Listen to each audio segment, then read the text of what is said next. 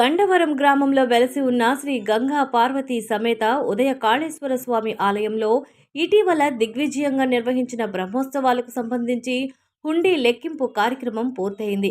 ఈ సందర్భంగా ఆలయ చైర్మన్ ఆలం మాలకొండయ్య విలేకరుల సమావేశంలో మాట్లాడుతూ గత సంవత్సరం మరియు ప్రస్తుత సంవత్సరాల ఆలయ ఆదాయ వివరాలను వెల్లడించారు. అలాగే ఎంతో వైభవంగా భక్తి శ్రద్ధలతో బ్రహ్మోత్సవాలను విజయవంతంగా పూర్తి చేయగలిగామని పేర్కొంటూ ఈ కార్యక్రమాల నిర్వహణకు సహకరించిన భక్తులు, గ్రామస్తులు, దాతలు, ఆలయ సిబ్బందికి హృదయపూర్వక కృతజ్ఞతలు తెలిపారు. భవిష్యత్తులో కూడా ఆలయ అభివృద్ధికి అందరి సహకారం ఇలానే కొనసాగాలని ఆయన ఆకాంక్షించారు.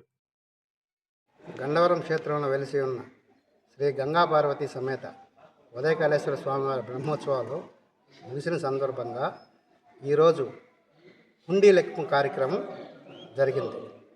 దేవాలయం ప్రాంగణంలో ఈరోజు హుండీ లెక్కింపు కార్యక్రమం జరిగింది.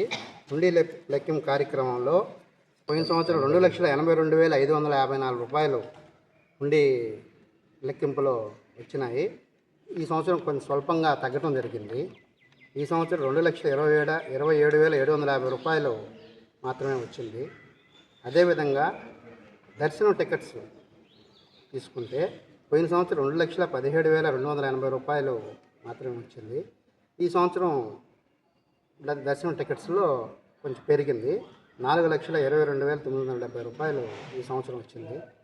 అదేవిధంగా తాత్కాలిక లీజులు ఏలాంపాటలు పోయిన సంవత్సరం వచ్చి 9,25,000 రూపాయలు వచ్చింది.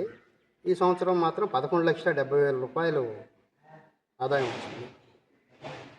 కనుక మాకు ఈ బ్రహ్మోత్సవాలకి కృషి చేసిన ప్రతి ఒక్కరికి ధన్యవాదాలు తెలుపుకుంటూ ఈ కార్యక్రమాన్ని